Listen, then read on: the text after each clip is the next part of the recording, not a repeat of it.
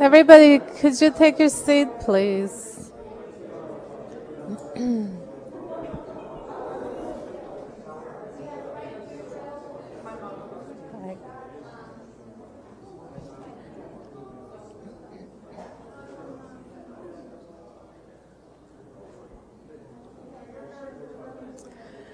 All right, well, we have a very special guest tonight, Jeffery Shaw, who we've managed to pull from his voyage here on California land. So it's a real privilege, actually, to have Jeffery, who's actually a very busy person, multitasking and wearing many different hats. And he'll be talking about his work, but I'd just like to say a few words about Jeffery Shaw. He is someone who's worked in establishing, actually, new media arts and many interdisciplinary ventures and ideas where artists and scientists from many disciplines come together and really think about research in the arts with technology in new and innovative ways. He's a pioneer as an artist, and he's a pioneer that didn't just do something in the 60s and 70s and then kept going with his fame in that way, but kept reinventing himself and leaving behind seminal pieces. In the last, I would say close to 10 years at the ZKM, which is, of course, world-renowned as the first institution that actually made new media arts into a kind of museum-level recognized art making as research. And I would say that Jeffery has been actually very instrumental in establishing the vision for ZKM, which now is being used as an example around the world as an institution, how to build an institution around this new media. So we're quite privileged and honored to have Jeffery, and I thank you for coming and thank the online audience for being here. Please welcome Jeffery Shaw.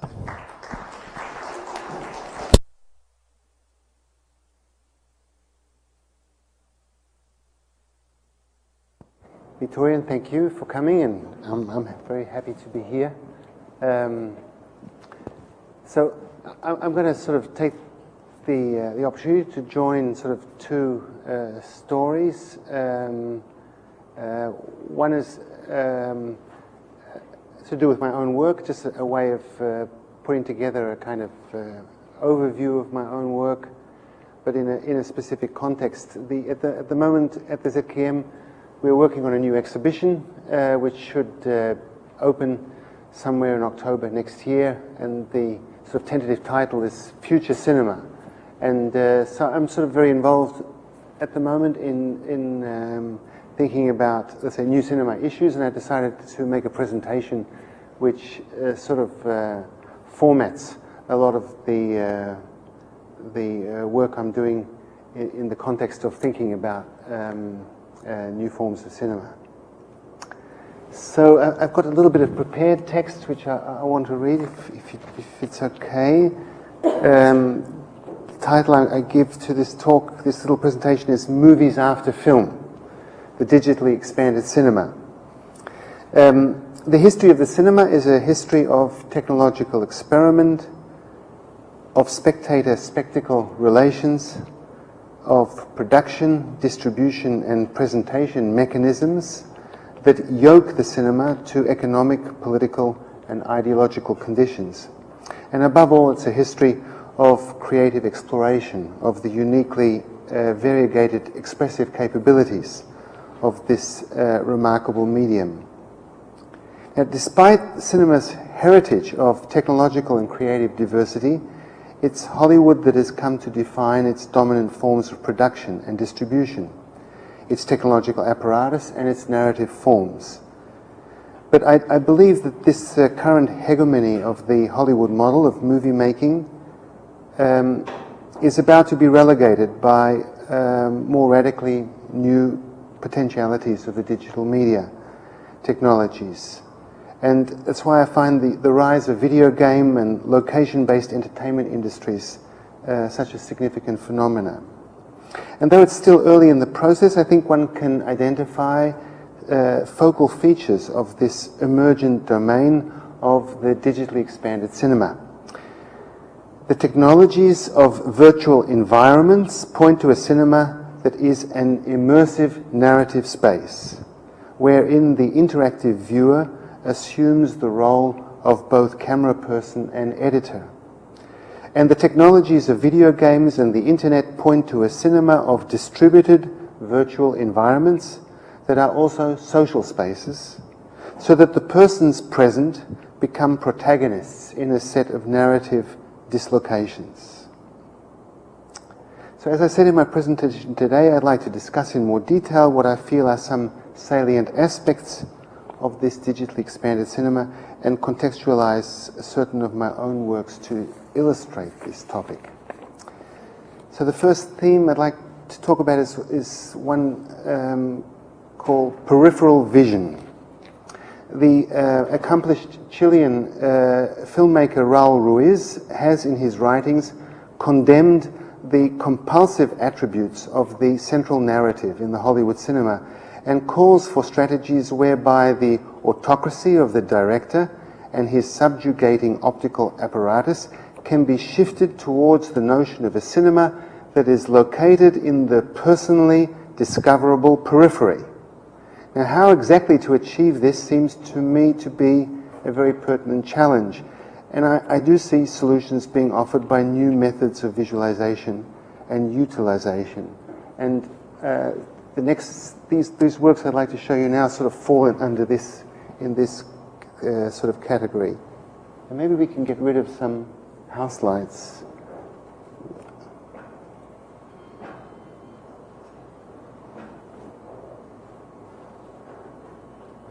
So this sort of overview of work starts with early works. I'm going to use a pointer. This piece is called Viewpoint, and it uses an optical projection and viewing system. In fact, inside this box there are two slide projectors, and the audience are actually looking through a window. They're looking through this window at this screen.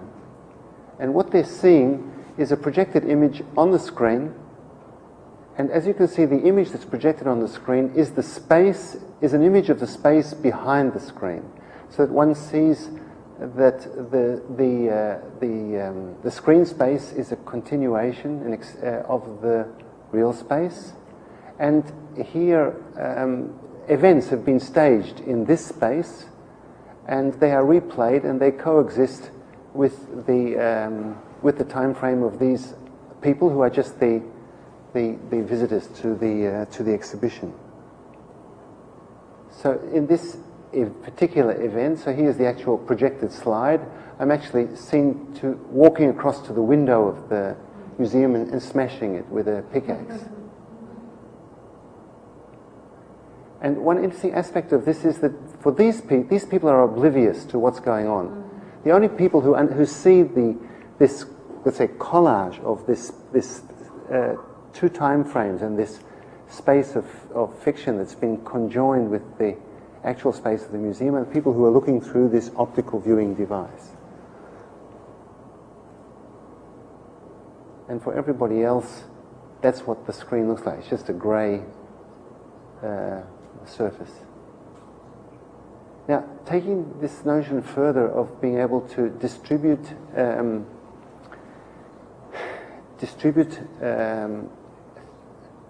the artwork, let's say, in the real space. This is just a very early experiment. You see, it's an Apple II computer. There's the monitor. It's put on a tripod. You can rotate the monitor and you can tilt the monitor, and again you have a kind of optical viewing device which takes the image off the screen and sets it out in the room as a virtual image in space. And the result is simply this. You're just seeing this wireframe cube slowly rotating in the real space of the museum.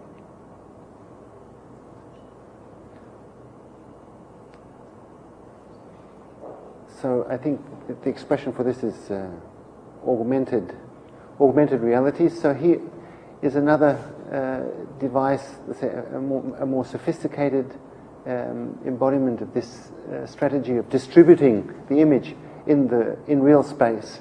This is a kind of periscope device, also again a kind of optical system where one is picking up images off a monitor screen and seeing these images projected out in the space of the museum. The piece is called Inventer la Terre, the invention of the world, and in the context of this museum, it was a commissioned work for La Villette, which is a museum of science and industry, and this piece was meant to be a sort of repository or an archive of archaic and lost sciences, a sort of a memory machine for all those sciences which were not being actually talked about in this museum of contemporary science, contemporary knowledge. And the interaction strategy was that one rotated. It was important for me that one had the sense that all this information, this, let's say, lost knowledge, still lived in the museum as a kind of ghost presence. It was sort of, that this was sort of like a machine which revealed ghosts which were still present. You rotated your point of view in a panorama of, let's say, symbolic sites, and each of these, let's say, symbolic sites were clickable sites which took you somewhere.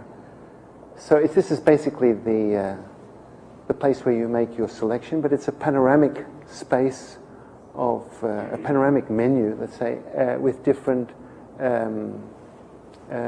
narrative locations. And if you click on a location, then you just get a linear playback. Here's one example. You've clicked on this Blake image, and now you get a little story being told that runs for about 2 minutes. And then when it finishes, it returns you to the panorama, and then you have this freedom to explore the panorama and identify another location.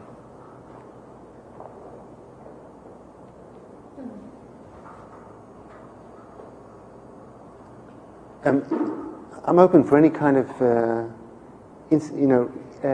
any quick questions on the way as we go through, because I'm going to show you a lot. Maybe this may be forgotten later.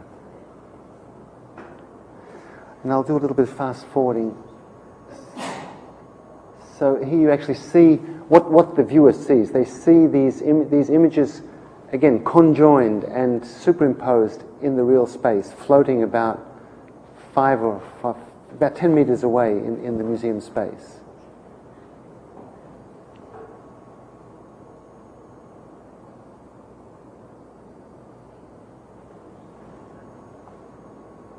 Okay.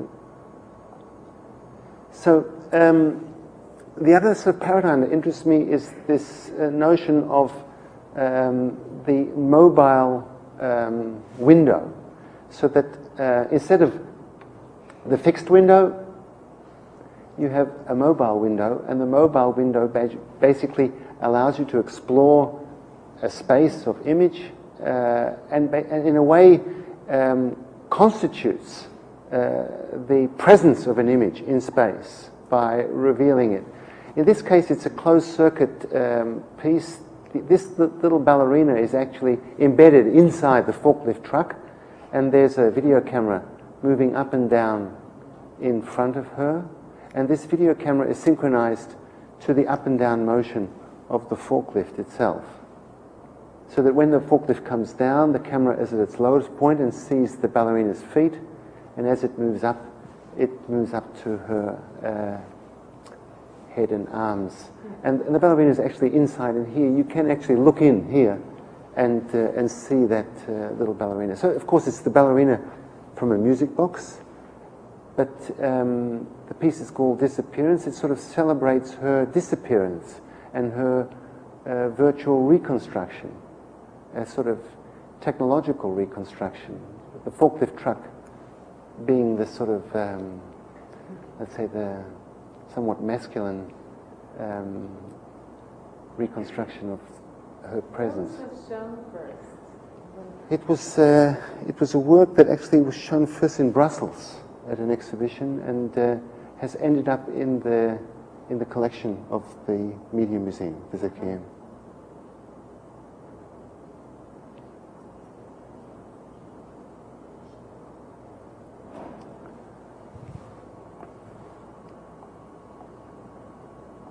Now, this same paradigm is here applied to another work. This piece is called The Golden Calf. Here one has a pedestal and an LCD monitor that can be moved around the pedestal and shows a virtual golden calf standing on this pedestal. So there's a tracking system here which basically understands the spatial position and orientation of this window in relation to this pedestal, and presents the viewer the image of the golden calf on this pedestal, standing on the pedestal.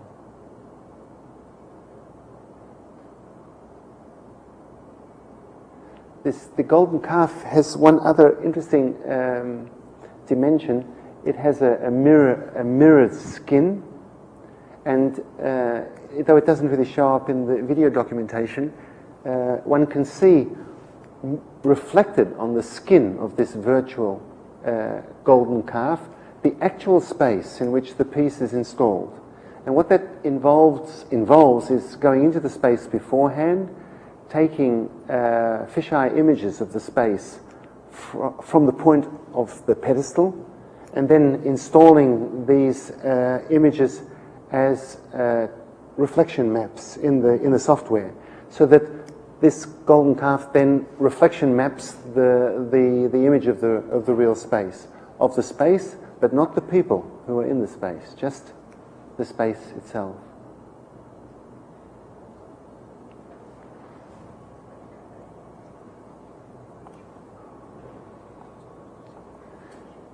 And again, this strategy of the window exploring a virtual space, and also these strategies of augmenting, conjoining the real and virtual spaces. This piece is called a virtual museum, maybe one of the earliest, certainly first generation virtual museum.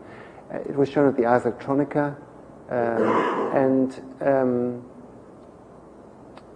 it basically takes the room of the installation and duplicates the room of the installation as a series of virtual rooms which are identical to the room of the installation itself, and puts different virtual exhibits in each room. In this case, there are sort of paintings on the wall, and there's a sort of text work that is moving through these frames.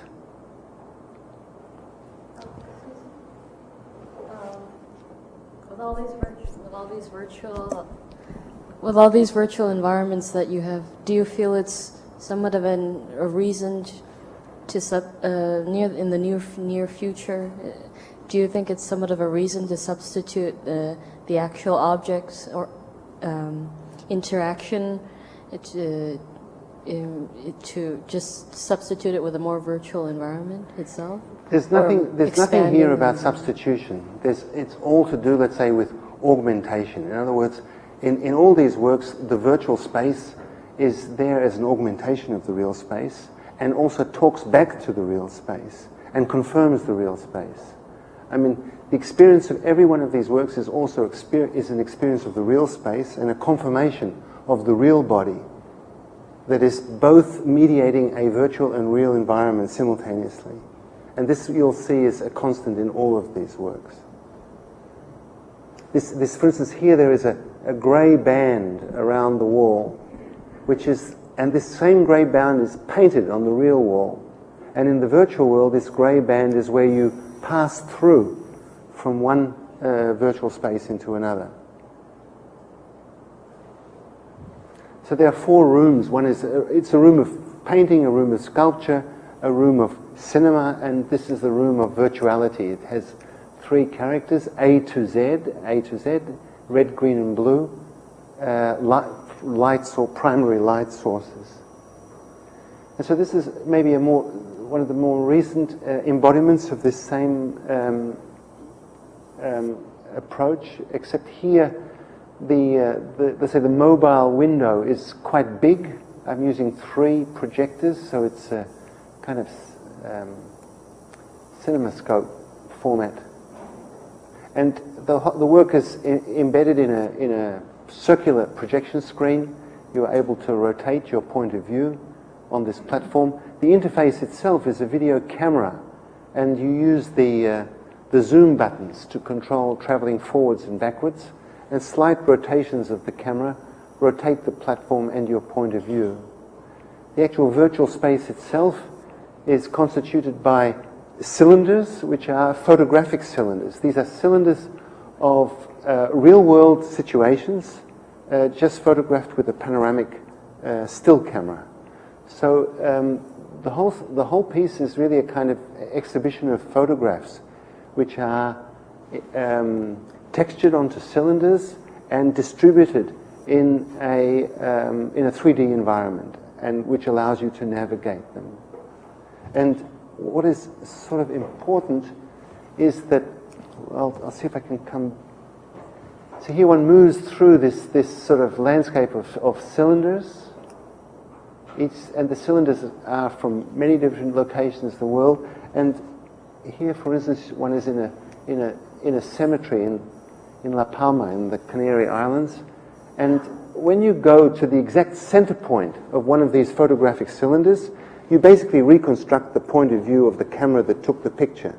So you are in that location at that point. So it's a way the virtual space affords you the possibility to actually enter, to move between being locations in these real spaces.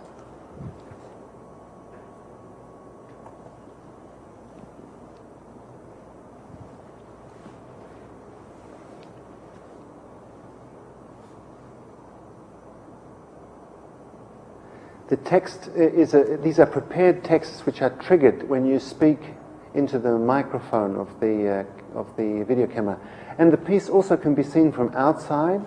So it's the installation, it's a space of cylinders within cylinders, the virtual cylinders being carried by the architecture of the real cylinder. And here's the sort of maybe the most ambitious, and certainly at the moment at the ZKM a focus of current research. So in the panoramic work, you saw the ability to move one's window of view, to explore a space in one axis, in the horizontal axis. And here we have a projection system, which is a pan-tilt system, slaved to the movement of the viewer's head, of point of view. And here one is able to explore a space in both axes, looking up, down, left and right, so that one basically can create a completely surrounding space of fiction, and the viewer has complete control of the camera and the editing, in effect, of what they want to see and how long they spend and where they cut from one place to another. Now, in this embodiment, which was the earliest version of this work, all the images are computer generated, but I'll show you later in a more recent work a move towards using film and video and embodying film and video in this environment, and with this same visualization strategy. Can you talk about production issues in this work? Production issues. Yeah, like how does it come about? How long does it take to make it? How many people are involved? Okay, just the production issues here were not too complicated. The robot came from was loaned to us by a government research lab that had a robotics department, so we didn't have to build this. We just got it and programmed it. It uses an off-the-shelf tracking system, Polhemus. It's 3D graphics, and for a person working with sort of what OpenGL and Performer, it's pretty straightforward to create a virtual environment and have a mobile window. And the dome itself was just purchased, from a company who make inflatable domes. We gave them the measurements, and they built it and sold it to us. I must say the Czech is a little fortunate because it has a sort of there's a certain amount of money that can be spent for projects like this, and these are also considered like R&D projects, which would constitute resources for the Artist-in-Residence program. So, for instance, at the moment, we have a French Artist-in-Residence, Jean-Michel Bruyère, who is using this whole technological infrastructure as a tool for a piece that he should make for this exhibition I mentioned in October. The current work on this technology is a lot more difficult because, as I said, we are working on the cinematic version of it, and this involves the following strategy. It involves shooting on VistaVision, 35mm VistaVision with an ultra-wide-angle lens, ultra-wide-angle fisheye lens, then digitizing all that at a resolution of 4K by 4K per frame, then doing post-production on that, and then compressing that, and then the delivery mechanism is a PC with a game board. And so it moves between various types of technologies and various cost levels. The most expensive part is the 4K by 4K digitizing of the film. That's what we are facing at the moment as the most expensive step in this process.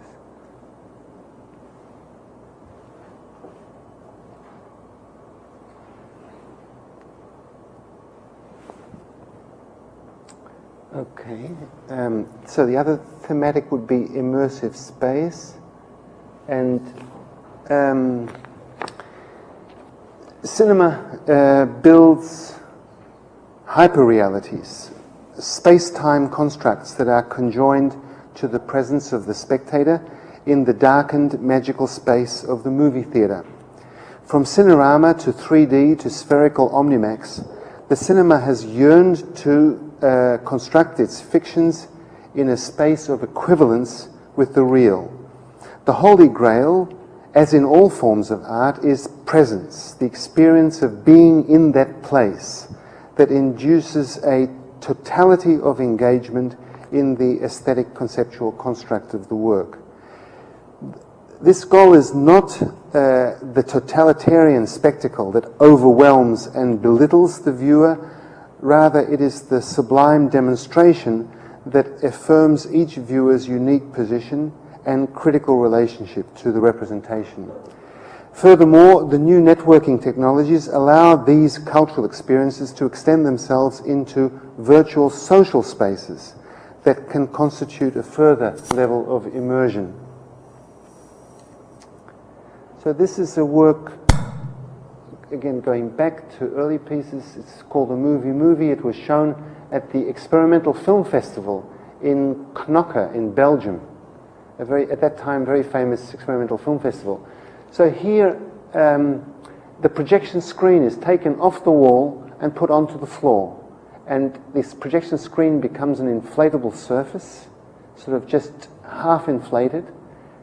Film and slides and all kinds of light show stuff is projected on it from all sides, and the public can jump in. So basically, the public are able to jump into the space, into the cinematic space, jump into the screen literally, and be protagonists in the show, in the spectacle, and also, of course, by changing the shape of the screen, modulate and the forms of the image. Very 60s stuff.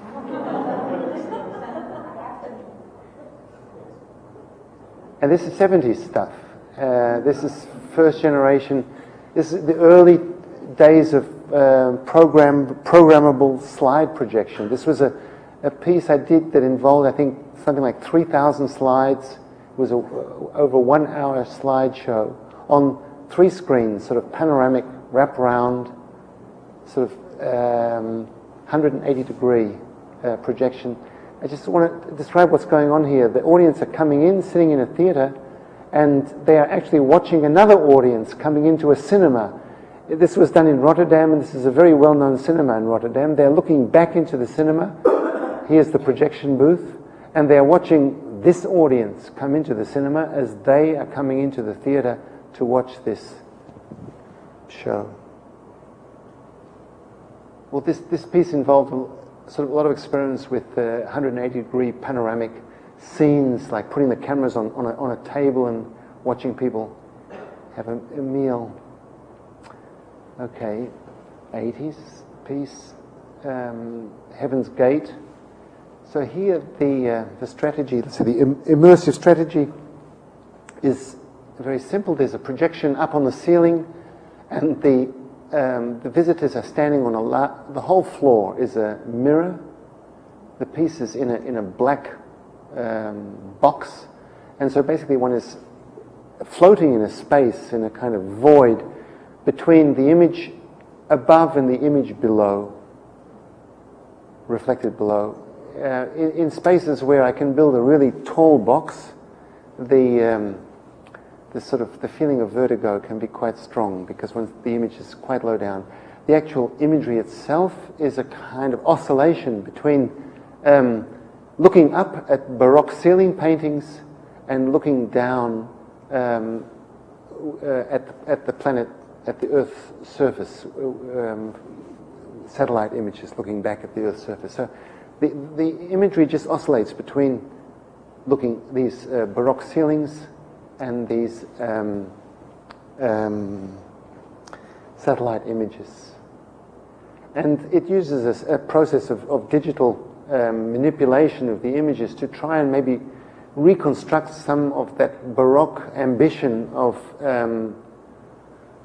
spatializing the image, giving the image a kind of architecture. It sort of creates a kind of conversation between Baroque ambitions and, one could say, digital ambitions in terms of virtuality.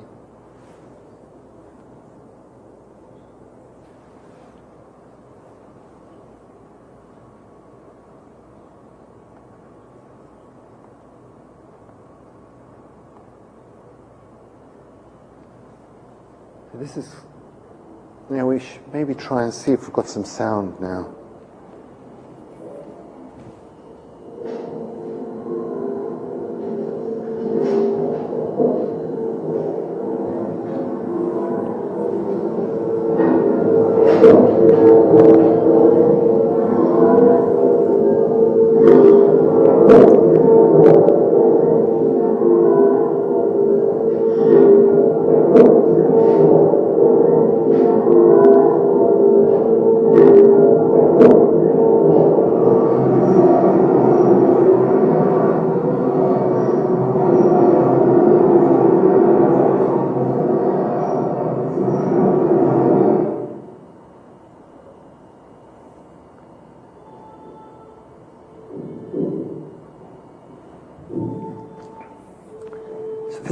This piece uses technology developed at the University of Illinois, the cave, projection on 3 walls and the floor, and it's stereo projection. In this documentation, it's a mono. The projection is mono to enable it to be recorded effectively by the camera. So the images look as if they're stuck to the walls, when in fact the real experience of this piece is that the imagery appears to be from here to infinity, and you lose completely the sense of the walls as boundary.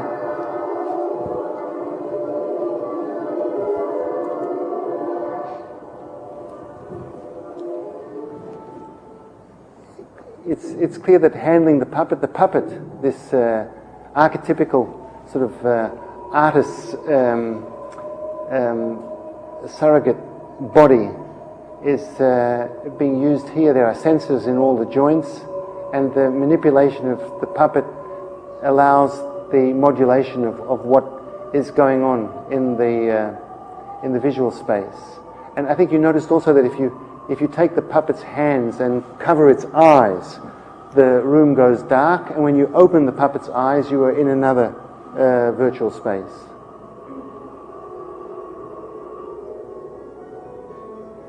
The sound is also linked to the puppet and is being modulated by the puppet.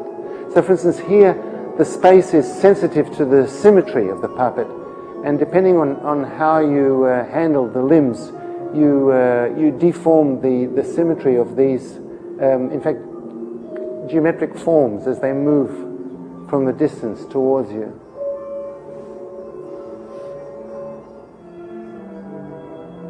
Here it's especially the hands of the puppet that modulate this kind of animation of morphing hand gestures.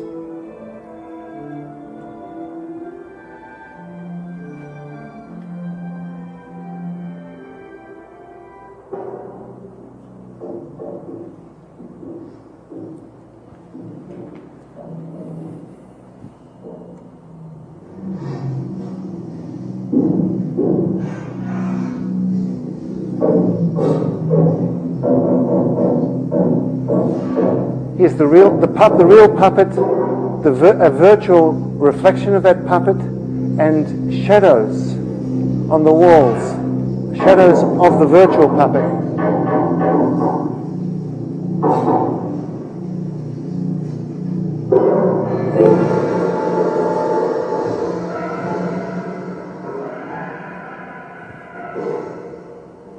So here the puppet is a kind of painting machine, this sort of Yves Klein sort of homage, and also a sort of homage to sort of abstract animation.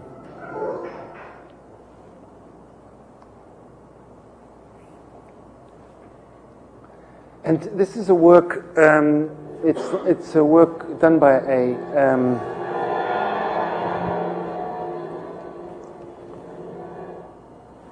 Czech artist, Michael Belitsky. It demonstrates another recent, let's say, technological development we've done at the ZKM, which is full dome projection with 4 standard LCD projectors and standard optics, where basically in software one has been able to do the necessary perspective correction.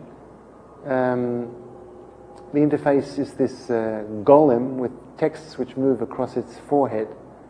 The piece is dedicated a little to Czech culture. It gives you a chance to sort of look at Czech, for instance, on this TV screen one is able to look at famous examples of Czech animated film.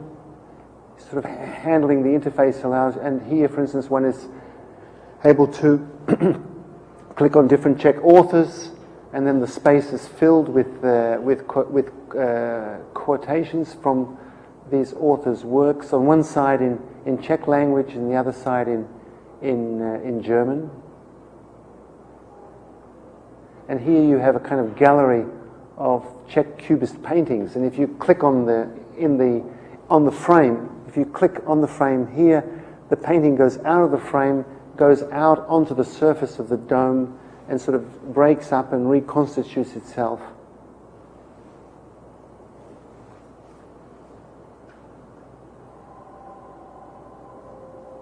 And the interface is interesting because the interface is spatially related. It depends where you point the interface, which direction you're looking, and that's where you affect changes in the projected space.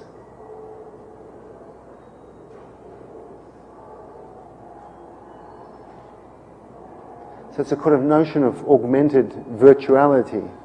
Are you using infrared sensors for detecting motion, or where you want to see the projection? Here, in this piece, there's no sensing going on in that work at all. So that work is it's a 4-channel piece. It's being computed in real time. It's a big SGI sort of 2-pipe 4-channel machine. There's a lot of computing going on. So it's a real-time system, and the interface is this rotating touchscreen, basically. And the rotating touchscreen allows you to address different areas of the dome. The system has one interesting sophistication. There's a video camera on top of the touchscreen, which is looking out at the dome, at the projection, and bringing that projection back onto the surface of the touch screen, and then on top of that you have overlays with options. And that's what I said, this is a notion of augmented virtuality, because you are augmenting the projection and allowing the viewer to modulate certain components of the projection. But one important aspect of this piece is that it's a piece made for a mass public, general public, in a very in a non-museum context. So it's a piece which also functions without any interaction. It doesn't depend on the interaction. It doesn't freeze and wait for interaction. And it's a kind of compromise. It allows, it's a spectacle that has a sort of a logic of its own, but it allows people to come in to make changes, to shift certain parameters. Jeffrey, is the interface actually the same as the ZKM interactive information system? That's right. It was originally developed as an orientation system for the ZKM, where you could look around in the building and click on certain areas in the building and get information. And now it doesn't refer to a real world space, but it refers to the virtual space.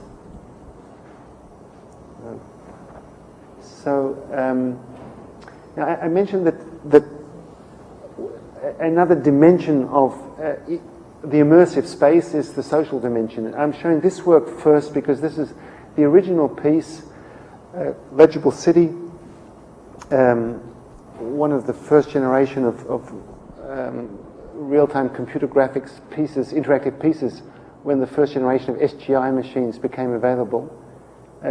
Here the viewer is able to bicycle in 3 different cities. They use the ground plan of real cities, Manhattan, Amsterdam and Karlsruhe, and the buildings are replaced with text, with readable text. The texts are written by a Dutch writer, and one can actually, so in fact it becomes a kind of expanded book or extended book. It's kind of, in a way, in the traditional, a sort of situationist tradition of the city as a sort of psychogeographical space. Okay, but this is a single person. It's one person who's in this space. It's a somewhat lonely experience. There's nobody else in this world. It's empty of all people, and the only person present is the bicyclist. And the current development of this work is called the Distributed Legible City. And here, just for example, there are 3, there can be more, and I'm using just home trainers to imply that this could be a domestic appliance, right? And now there are 3 bicyclists, and they see each other as avatars. They can find each other as avatars. For me, the visual representation of the other was not so important. What was important is that when you came close to somebody else, you opened a audio channel, and you could actually start to speak to them. And this struck me as a sort of very important new sort of parameter for an artwork, that you build a space, and this bird helps you to find other people. Each person has his or her own bird. And if you follow the bird, it'll take you to that person, because the space is big. It's many square kilometers, and the chances of finding one of 2 or 3 other bicyclists are very small. So these birds are your guides. Because the text is so large, do you think that people just see it as periphery or not, or they won't really? Okay, the text is large because, in fact, especially in the Amsterdam version, it's completely faithful to the real proportions of the buildings. Every letter replaces an actual building and is as high and as wide and as deep as that building, more or less. So they're meant to be read optionally. So they're meant to be read optionally, not... They can be read in different ways. One can be very conscientious about reading, and I've seen people who visit here and read conscientiously. So, for instance, if you're on one of the canals and you start at one end and go all the way around and come back, you will read a little anecdote about somebody who lived on that canal in the 18th century. it's actually a little narrative about someone who lived there. But most people are just bicycling around, and it's a kind of cut-up poem. You know, it's like getting phrases and words, but it's a bit like the real-world experience of visiting a foreign city. You know, you're just picking up little messages, little fragments, and you're sort of putting it together in your head. You're building your own story. So it's well, it's Dutch for Amsterdam. It's English in Manhattan, and it's German in Karlsruhe. And we once showed it in Italy, and we actually translated the Manhattan version into Italian, so Italians could read it in their own language. So you had to re-render the 3D legible city to Italian, yeah, right? Exactly. I see.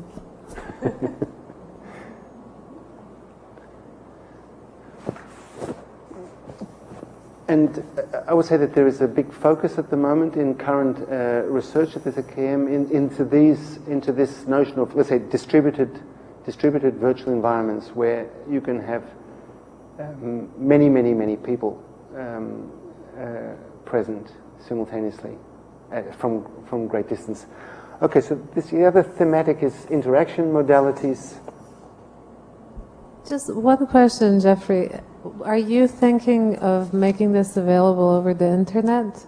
So, or is it still a localized distributed network? Although No, I'm convinced that all this is going to be internet stuff. Ultimately, it's just. It's a bit of a cliche to say this, but it's a bit of a problem. It's a bandwidth issue, right? Now, the legible city is almost there, because you can run the legible city easily now on a PC with a GeForce game board. So in theory, and I was thinking that all I need to sell to people is a clip-on device onto their home trainer, which transforms the home trainer into the interface. And once you've got that clip-on device, basically, I could distribute the legible city to a lot of people. So you're already prepared. And I was also imagining that maybe there is some possibilities to sort of plug this into fitness centers, because I imagine there are a lot of people in fitness centers who could be actually socializing with each other while they're. I think you have a real market for people who buy those and never use them. And I also thought maybe you could just map the morning news in every morning, so you'd actually be bicycling around reading the news, the day's news. And of course, one of the big I should tell you some other.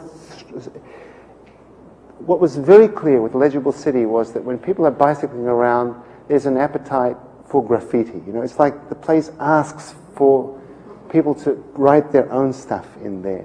And I was thinking also of strategies. As soon as there is a viable voice recognition system, I would like to make a legible city which basically lays itself out. It is a record of the conversations which people have there.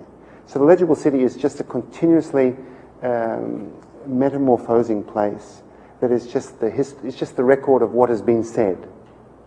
And as you say more, what has been said fades away and new stuff comes in. So that would be another. And in fact, in this distributed legible city, we tried to do it, but this was one notion for that too. Or there would be an area where you could put latex down yourself. Okay, so now I want to just show you some interaction examples, and I want to go back to the 60s and show you what this person is doing. But first I'll give you a little story. So the digital domain is above all distinguished by its variegated range of new interaction modalities. Needless to say, all traditional forms of expression are also interactive, to the extent that they must be interpreted and reconstructed in the process of apprehension. But digital interactivity offers a new direct dimension of user control and involvement in the creative proceedings. The traditional cinema's compulsive spectacle-spectator relationship can be transformed as the growing spectrum of input-output technologies and algorithmic production techniques are applied to the digitally expanded cinema. So here's an early model. These people all have little plastic tubes which they can blow into. And what they're blowing into is this. This is a projection screen, and it's a completely transparent screen, and there are white balloons hanging in the screen. And they are blowing up these balloons. So basically, the audience have control of the actual projection surface where the image appears. And they can modulate this surface by inflating or letting these balloons deflate. So they're actually interacting with the projection surface. And I couldn't resist leaving out this image as a sort of interface, just an interface which lets you walk on water.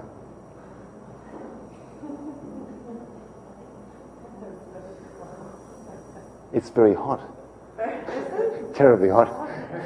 I mean, the peculiarity of that device is that you are surrounded by water, and inside you are surrounded by, you are just swimming in your own sweat. It's cooking in there because it's like a greenhouse. It's just. Jeffrey. Yeah. Did you tell me once that you tried to kind of turn that into a product? These things that you just showed, the water walk. The water walk.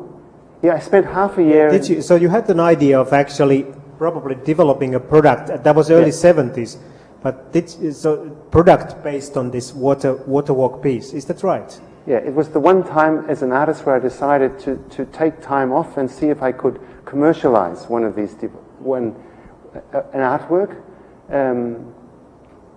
I tried to copyright it here in the States, and I was told it's not copyrightable because there's no art content in the piece. It's just there's no artistic action, so there's no art to it.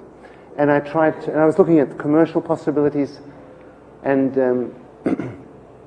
I must say that it was after 6 months of trying to get it off the ground and not succeeding, I decided that it was just a bit of a waste of time.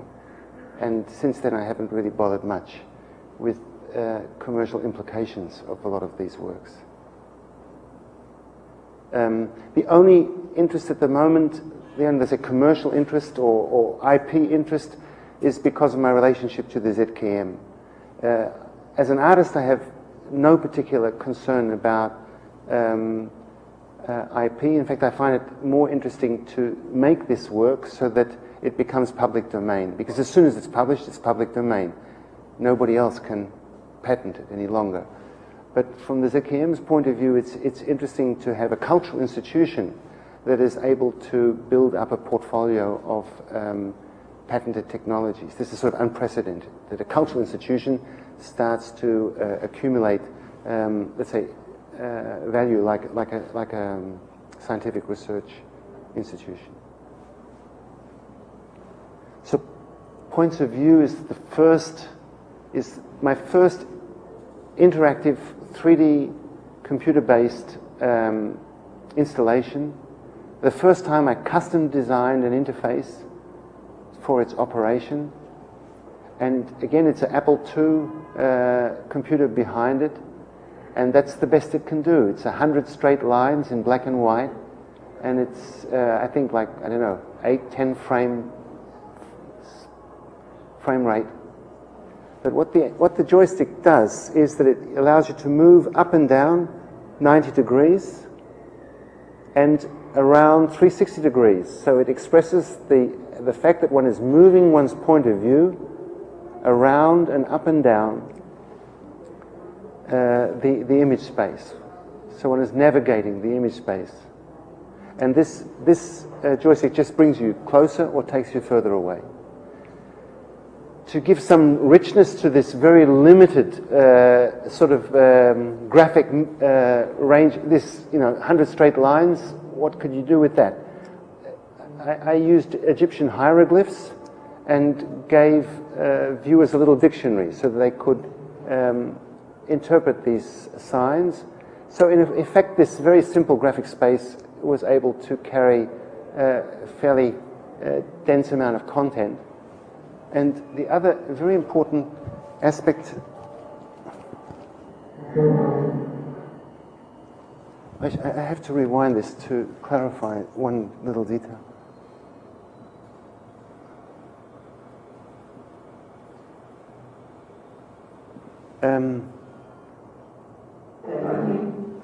You can see here a diagram of the space of one's movement. It's a semi-spherical space. One moves around and one moves up and down. And this joystick also functions as an audio mixer. And there are 16 audio channels. And as you can see, these are the positions of the audio channels. There's 4 channels, north, south, east, west on ground level, 4 channels 30 degrees up, 4 channels 60 degrees up, and 3 channels right at the top, sort of God's eye view at the top. And as one moves one's point of view around the subject, this sort of stage of Egyptian hieroglyphs, one is actually dynamically mixing these 16 channels. So that one is moving in a virtual space, which is also an acoustic space of changing information depending on one's virtual location in that space. And I think you can just, it's the audio recording is not very...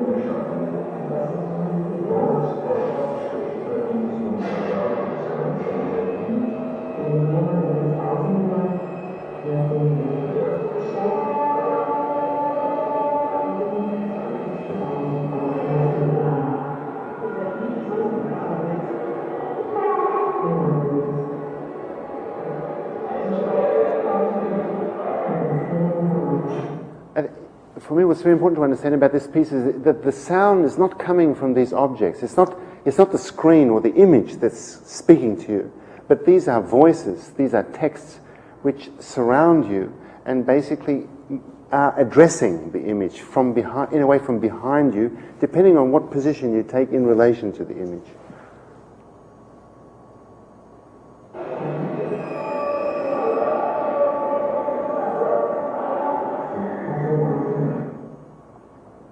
Okay, so another interface strategy.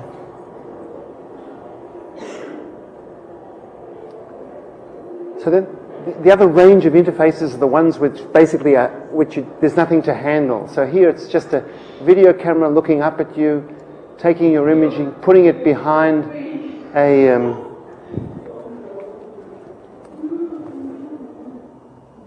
the monitor has a little plexiglass box with water, and there's a little air bubble inlet.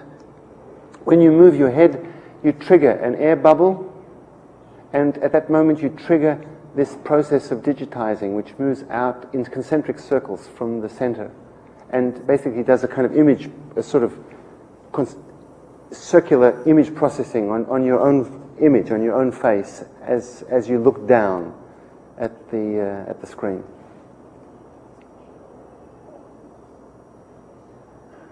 And the legible city, again, in a way, just to focus the fact that as an interface, it's an interface which is it's a very elegant interface because it's a familiar device. Everybody knows what a bicycle is, what it does, how it works, especially for interactive pieces that address a mass audience. To have an interface that's completely transparent in its functionality is quite desirable. So in this work, you rotate a monitor with there's some friction there, so you have to push a bit. In one direction, you are rotating a virtual sort of millstone and actually grinding grain. And in the other direction, you're moving through images of 2 centuries of revolutions. So this was a piece which was made in relation to the bicentennial of the French Revolution. And the proposal at that time to the French government was to make a piece which would celebrate 200 revolutions since the French Revolution. And one rotation of this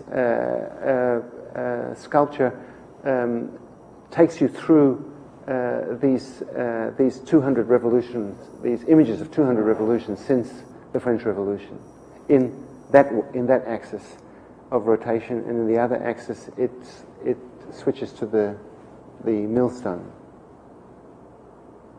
And the virtual museum also, again, looking for strategies of interface which are somehow not there. I mean, what I imagined with the chair was that the chair just basically interpreted a sort of body language. Just said, you know, I want to go forward, I want to go back, and it's just leaning forward and leaning back and slightly rotating your body, which these messages were being picked up by the chair and translated into the function of the piece. And here it's simply walking towards the work. It's just simply tracking the viewer's position in space that controls the unfolding, the narrative unfolding of the piece.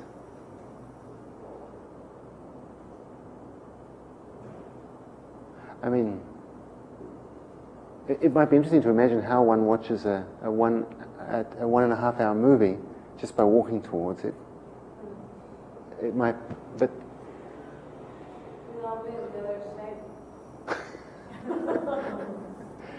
but here, the next piece is a work which Bill Viola did as artist in residence at the ZKM in 1997, and he uses the same technology. And in his piece, it's a long corridor, about 70 feet long, and as you walk down it, you control the motion, the movement of this tree, which grows, gets leaves, gets blossoms, gets fruit. The fruit fall, the leaves go brown and fall, and then the tree dies when you when you get to the end of the corridor. So it's, I'm showing this again just to focus on the sort of interface paradigm. And here a simpler device, just an infrared pointer. And here's the first experiment of actually being able to explore a video space, not a computer-generated space, but a 360-degree panoramic video space.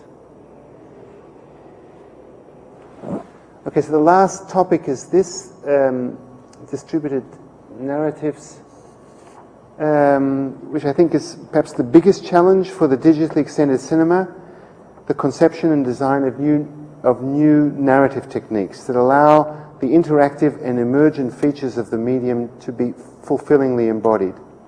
And going beyond the triteness of branching plot options and video game mazes, one approach is to develop modular structures of narrative content that permit an indeterminate yet meaningful number of permutations. The French poet Raymond Queneau's sensational 100 trillion poems is a paradigmatic example. And Queneau himself calculated it would take about 1 million centuries for someone to read all the combinatory possibilities of these 10 sonnets. Another approach involves the algorithmic design of content characterizations that would permit the automatic generation of narrative sequences that could be modulated by the user, for instance, by using a genetic model of selection. And perhaps the consummate challenge is the notion of a digitally extended cinema that is actually inhabited by its audience, who then become agents of and protagonists in its narrative development. And for me, the Italian writer Italo Calvino's remarkable book, If on a Winter's Night a Traveller, has already given us such a scenario, albeit within the constraints of a literary form. So I'm going to show you now the most recent work which I've made, which was shown together with an installation at Victoria's in Dortmund. And maybe I should just say something quickly about the context. These were commissioned works that actually referred to the area of Dortmund and the surrounding area, the Ruhr area, which is an area that is in the process of sort of reinventing itself, going from coal and steel industry into the future and of course imagining that the future is IT, an IT future, and commissioning artworks, media artworks, to sort of reflect on. So here's the camera system that was developed, 14 cameras in a ring, video cameras, DV cam, 14 recorders, which enable one to constitute video panoramic situations. So the installation is the same as, or similar to the one you saw before, and in fact the architecture of the piece is very similar. It's a landscape of cylinders, but here when you enter a cylinder, these are actual video scenes that one can explore, little anecdotic events that have been staged in different locations in the Ruhr environment. So Dortmund is football crazy, and here's a footballer in Dortmund colours walking inside a big football, but in a very important location. This is a cyclodrome that was built for the miners as a sports facility, and is now a kind of a protected relic, a sort of historical monument. Here I've got a group of elderly people and a cowboy and Indian, and this is an elderly group of people who are having a picnic in front of the Krupp Villa. So this is the place where the Krupp family used to live, and now is a museum dedicated to the Krupp family.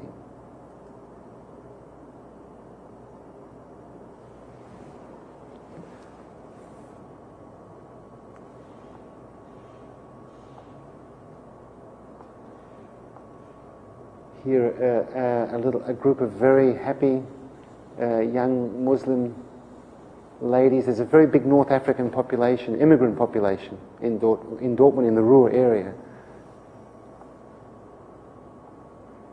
Here is another, so let's say, significant location. It's a housing estate built for mine worker families, and these it was very typical that there were vegetable gardens in these housing estates. Now again, there are a lot of North African immigrants living there, and this person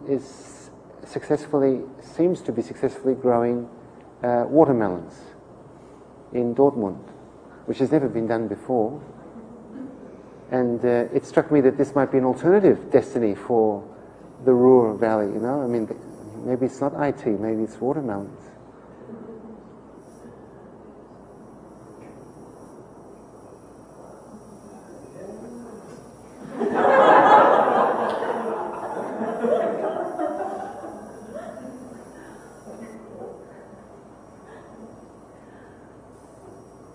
And here's a golfer hitting golf balls against the area has got a lot of cultural artifacts, because in the process of this transformation, artists have been playing a strong role in this area for the last sort of 10 years. A big Richard Serra sculpture was commissioned, very big one, big steel slab standing on an artificial hill, and I've got a golfer who's sort of continuously hitting golf balls against this, against the Serra monument.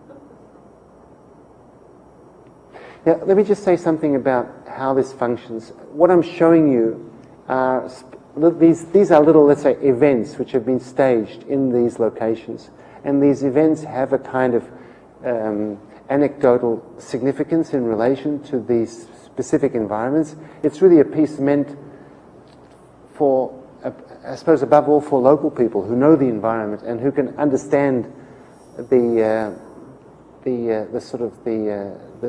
significance of these, let's say, interventions in this landscape. And this piece is actually bought and becomes part of a collection in the Dortmund area. But it's important to understand that for the viewer who enters this space, as a cinematic space, the subject has to be found.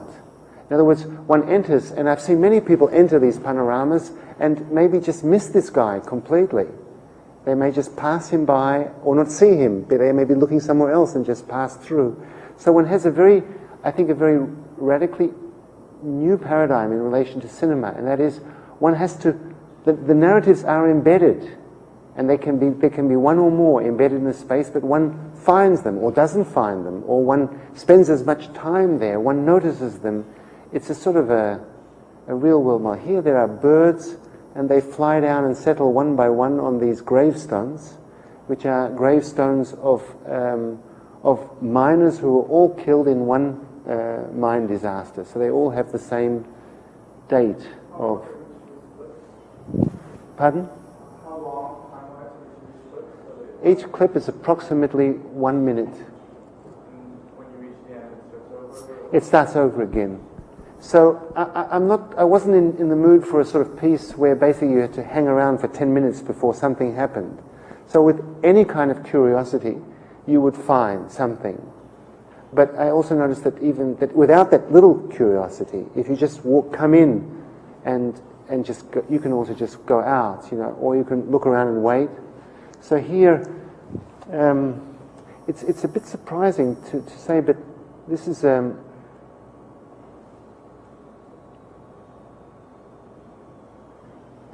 are different strategies in which the industrial heritage of this area is being handled, and in this case, it's consciously being let go wild. In other words, they've chosen to let it just go wild and see what it looks like. So there is this old sort of coke processing plant that's just in this peculiar state of wildness.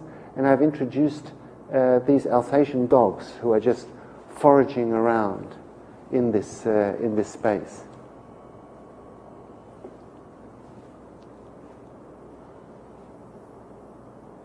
Okay, and there are altogether 11 different environments.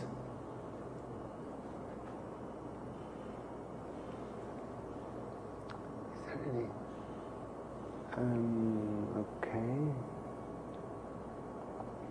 Well, that pretty much concludes what I wanted to show you today.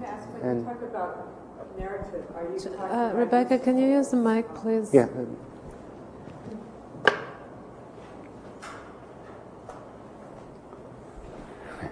Hi. Are they, so when you're talking about narrative, are you talking about 11 short stories, or are they interconnected? Yeah, there are 11 short stories. So they're like 11 anecdotes or 11 events or 11 performances. I mean, the question is that what constitutes a narrative structure for a interactive cinema. And so here the model is a kind of modular construction. So you have a space, and the space has basically 11 locations, and in each location there is an event, and each event is significant in relation to its location. And there is a way in which all the locations together tell a bigger story, because in a way all together it's a kind of, you could say, a sort of meditation or reflection on the Ruhr area as a whole. Yeah? And these locations all together are a carefully chosen panorama of different locations. So they don't duplicate each other. Each location has a very specific identity and value, and each event addresses that place. But there isn't an order, or... There's no order. In other words, there's no order in the sense that the viewer can travel through these places in any order. So in terms of storytelling, the modularity does not depend on any order. Okay.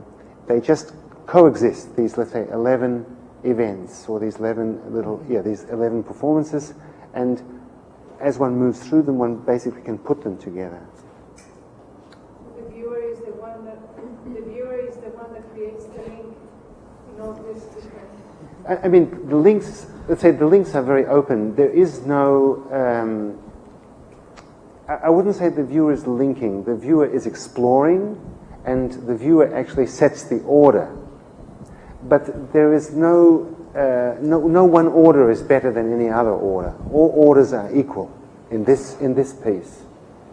But it's an idiosyncratic order. So, but it doesn't matter in which order it comes. And it's also being performed for other people who are standing around. So other people are basically experiencing the work as a movie in a way. Basically, this person is making a little movie for them, who are the others, and they are seeing it as that person has decided to basically film it. You know, that person basically is controlling the camera and editing. You know, spending so much time here, less time here. It's a kind of editing process that's going on. And this is the paradigm that interests me. I mean, it means one person, one at a time, becomes camera person and editor. And it seems to me that a movie that is constructed in this way can be viewed very often. So at the moment there is a French filmmaker who is working with us on the dome. And I mentioned earlier that we were doing this 35mm VistaVision recording with fisheye lens, then digitizing this in post-production. And this will end up being a 6-minute movie in the dome. And he imagines that a typical viewer will stay there for maybe 3 or 4 or 5 performances of the piece. And that each performance will be different. There's no way it can repeat itself. I mean, you can try, but I mean, there's no point in trying to duplicate what somebody did before you. And in the dome, of course, the space of freedom is very big. You know, if you were shooting outdoors and the clouds were passing overhead, you could maybe spend the whole 6 minutes just watching the clouds pass, and that would be the movie. And whatever's going on down here it would never be seen. So there's something very fascinating about the notion of a movie that distributes itself in space and will never fully reveal itself. There will always be another way to see it. So in the end, one approaches something like, well, the real world experience. Everything, there's no way one sees everything. One is always in the process of putting it, of reconstructing, of taking. So can I ask everybody to use the mic for the online audience? Otherwise, they don't hear your question. So just raise your hand and I'll pause. When I was mentioning before about the link that the viewer, I was thinking, establishes, maybe because of my preconception that when you are putting images together and you are mentioning the editing process, there is some sort of link, or maybe that's not the word to use, between one shot and the next, and one scene and the next. There is always like a need to interlace those things to make the path through them. No, I mean, different paths will have different results. So if you, for instance, have chosen a path which maybe would take you past this, you'd be in this panorama of the Krupp Villa, and you see this picnic of elderly people in front of the Krupp Villa, and then you'd enter this space of this coterie that's gone wild with all these Alsatian dogs. You would maybe put one and one together and come to a conclusion that may look a little different in another context. So there are links between these things because things they do cross-reference. So there is a certain, let's say there's a certain value, a certain special value in each path that is taken. But again, all paths are equal. There's no path there's no preferred path. There's no hierarchy of path.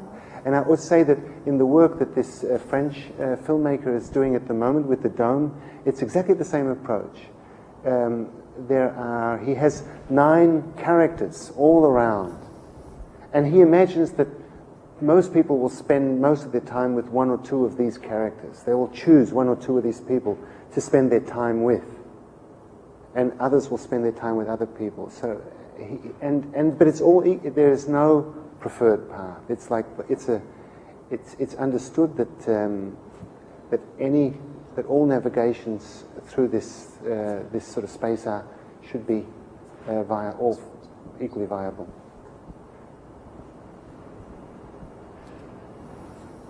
Anybody else? I have a question about. It's working. About the projection on the dome. Yeah. Which kind of projector or lens are you going to use for that? So is that going to be a dome where images are going to be projected? So I mean, it's a very. I mean, there are two important paradigms, and you saw both. One is the paradigm of the full dome projection, the sense of the immersive space, where everything is told, where everything is there, and basically one chooses where to look, and all the information is there. And the other model is that all the information is there, but it's invisible. You only look through a kind of peephole or through a window, and what is not seen is not known.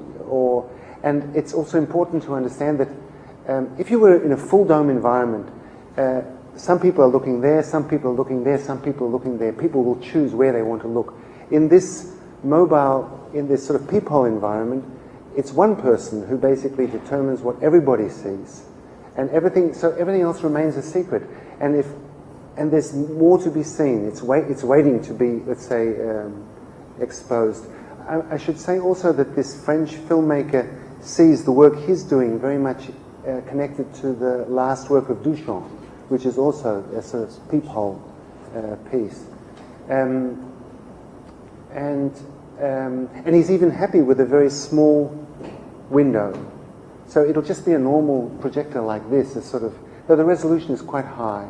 I mean, one of the things we're aiming for, and in a way what distinguishes this from the kind of panoramic and fisheye work that's being done in the internet at the moment, because there are strategies for panoramic and fisheye, embodiments in the internet, but these are all quite low-res systems. And what we are looking for is ways in which to achieve this high-res so that the projected image has that level of detail and that sort of quality that one gets from the cinematic experience. So that's why we're shooting on 35mm film, digitizing it at a very high resolution, and even with the compression and the decompression, we are in the end projecting an image which will only be about 1.20 meters, but will have SXGA resolution, 1024 by 1248. So it should be a very beautiful quality image that is able to move around. And of course, the interesting thing about high res is that you can always scale it down to DVD or internet applications. But the problem with low res stuff is that it's difficult you can't scale it up. So, Jeffrey, you personally seem often to have adopted this sort of like smaller window approach instead of like providing this overwhelming experience about, let's say, the full panorama immersiveness of the panorama at the same time. Let's say for the moment this window approach is a more radical approach. Yeah, that's what I wanted to hear, just that do you see this as a sort of like artistic decision? Because I know perfectly well that you could, if you wanted, you could provide people with this sort of like theme park like of immersiveness, but you haven't chosen to do it. So I just wanted you to elaborate a little bit on this idea. No, I feel it is in a way a kind of there's a certain radical and it's a kind of a sort of, it wants to say in a way no to that sort of the seductive Omnimax experience. They know that's not what it's really all about. That the really interesting immersive space is the one that is an invisible space that is searched and explored, and not the one that's just sort of given in this in the luxury of an Omnimax dome. But at the same time, I mean, the piece that you saw that Bernd made together with Bilicki is a very charming piece, and that's a piece which is made for a full dome experience. So there is work to be done there as well.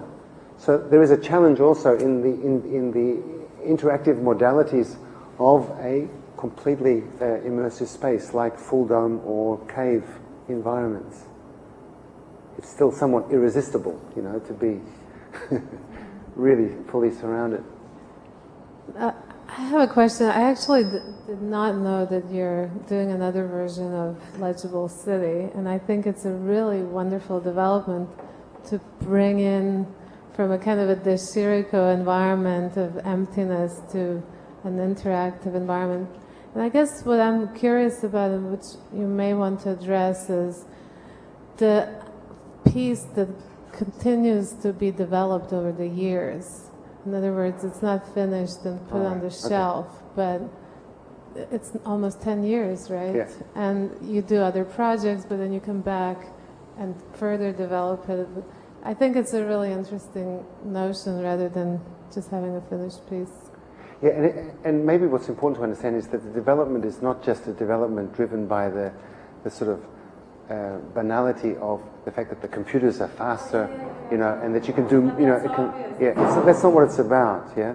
And though I must say that Legible City went through a little evolution. In '89, it was a little crude, and it was only about in '91, '92 when it arrived at its final, let's say, form. In other words, it had the computing environment which was appropriate. It needed a little bit of sky texture, a little bit of ground texture, and then it was finished. But it took some years for that. Whereas the piece with the Egyptian hieroglyphs, to try and fix that up would be a disaster. Because in fact, I don't know if you noticed, but the actual Egyptian hieroglyphs are completely static. They don't move. But because the jaggies are so enormous, because the resolution is so low, they're really alive. You know, they're animated characters because of the jaggies. So if you would dare to sort of fix them up, they'd just stop moving, they'd just freeze, you know. So there's certain works which are actually embedded in that moment of low tech, and I suppose the whole net art thing, you know, is sort of a momentary euphoria of low tech, you know, of low resolution, because at a certain moment that isn't there any longer. But and the Legible City development is really meant as it's a dialogue. It's like the distributed Legible City is meant to say, okay, 10 years later, here's the same work, but it has a very, very significant difference. It's the same work, it's the Legible City, but the difference is that now it's not one lone bicyclist, but now suddenly the space is a social space. And it seems that this is one of the most important paradigms that the internet gives us, that suddenly these constructed spaces are social spaces. But it's less about the technological development towards the network spaces and more about the commentary on that, right? Yeah. I just wanted to comment that actually seeing now after such a long time this documentation about this hieroglyphics piece, the points of view, it seems amazingly fresh the way it is actually. It's sort of like just this 100-line solution, and also this. I think that this is definitely has something to do with our sort of like changing perspective on computing and computer culture and things like that. So I think there is little by little we are in a position to appreciate actually really this certain crudeness of the early interactive computer graphics as a sort of like a important value in itself. So I personally found it, I must say, delightful to see it now. I think it also, there's a parallel with the current interest for early computer games that some computer games fans have, that it's not just about resolution, kind of like the speed of the worlds, but about some other issues as well. And I think that in some sense, seeing the piece now, it is probably, we see it differently from the time when it was actually made, but I think it definitely has something to give, and especially in this sort of like changing cultural perspective on digital culture. How do you feel about that? So they were just a comment, not really a question. And just another comment. I'm very attached to that work. I mean, how can I say about it? Also, it's a reconstructed work. There's a little anecdote about strategies of reconstruction. So this work was a lost work. I mean, the original Apple II and all the stuff that went with it has disappeared, and I was invited to show this work again at an exhibition just a year ago in Vienna, and the work no longer existed. So there's two strategies. You either reconstruct the work, you find another Apple II computer, and you try and do it again, which horrified me, the idea, because it was bad enough doing it then. Yeah, it was difficult enough, and to have to do it now, it would be even more difficult. And then I realized that it's not a problem. You just basically clone the work, you simulate the work. You basically, I have drawings of the way it was, I have a good memory of the way it was, and I basically just did it again, reconstruct. I had the joysticks left over, but the original joystick was an analog device. It had a little light beam coming out of it, and there was a little array of photoelectric cells, and as that light beam went over those photoelectric cells, it was dealing with 16 voltage control amplifiers. It was a horrible job to calibrate this thing, to get those 16 channels to be calibrated. And now it's all done digitally. And I think that there still may be some people who would like to also bring this whole concept of the aura actually to the field of computer arts as well, saying that in a sense that I don't know, this whole idea about. Oh yeah. Now, I've got nothing against anybody who's a masochist and wants to try and, sort of reconstruct the old stuff. The concept is what you kept intact. Yeah. But it's a very relevant issue for the institution where I'm working, for the ZKM, and that is this issue of conservation of these works. And I'm personally a big fan of the notion that all you have to do is to maintain an adequate description of the work, and that work can migrate from one platform to another, and that it can be immortal pretty much, as long as you don't get too fetishistically attached to the original stuff, the original hardware that it was embodied in. Because if you did, it would be a hard job. 100 years from now, I cannot imagine how a museum is going to keep these things alive. But and I should also say something about that work. It was the first interactive installation that I made, computer-based installation, and graphics were very crude, right? And I was really afraid that I would have an audience who would scorn this work. I mean, I was basically making this work for a pretty sophisticated art scene in Amsterdam, and I was desperate to pack it with a lot of meaning, right? So that no matter how simple it looked, there was a density of meaning. So I have great authors talking, the texts that are coming in on these 16 channels are really serious, heavy stuff. And even the hieroglyphics, if you look at the dictionary of signs and you add them all up, you get a very strong, let's say, cosmology of characters. So behind this sort of, let's say, this veneer of these 100 straight lines, there's maybe a sort of, maybe too heavy an attempt. There's a big attempt to make it clear to everybody this is serious. This is not just a video game. This is a. Well, I guess on that note, we'll end on that note. Okay. So thank you very really much. A lot.